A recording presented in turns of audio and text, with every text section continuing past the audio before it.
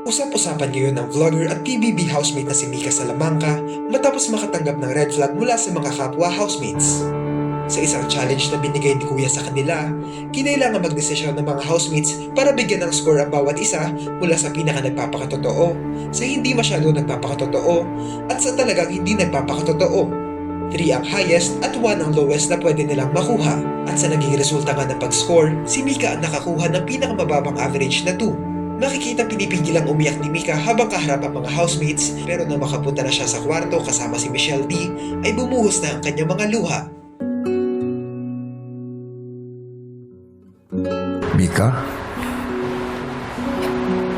Favorite color ikaw sa damit? ang nakakuha ng pinakamababang average na ayon sa ranking ay hindi nagpapakatotoo. Sa'yo ang red flag. At ang average mo ay 2.0. Thank you, guys.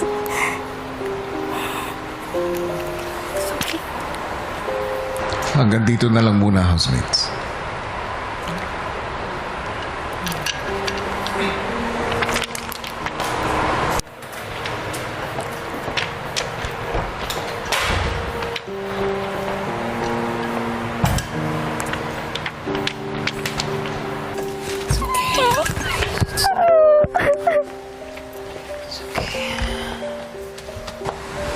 It's okay.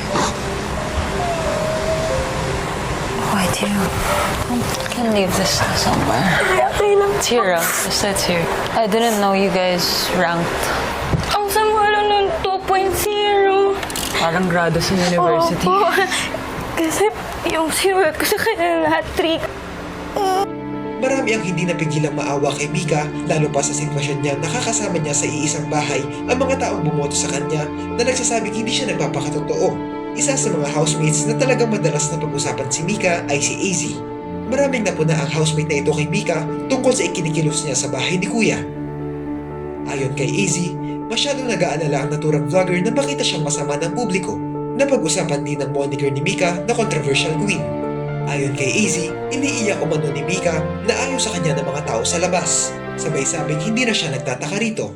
Sorry ha, I'm gonna rant lang. I wanna ambag sa cooking. So I was helping like chop the garlic. Then I was already peeling ganun. And then she grabbed the garlic. She was like, crush ko pa to.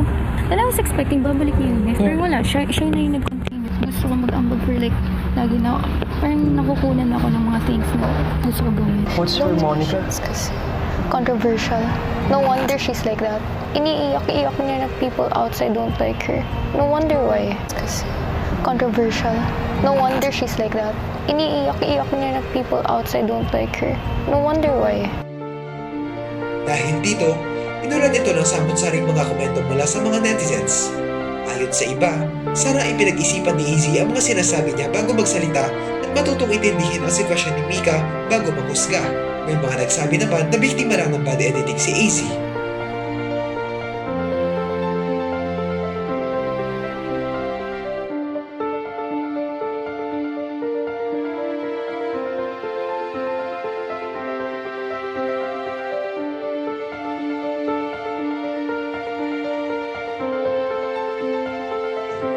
Ano ang masasabi niyo rito?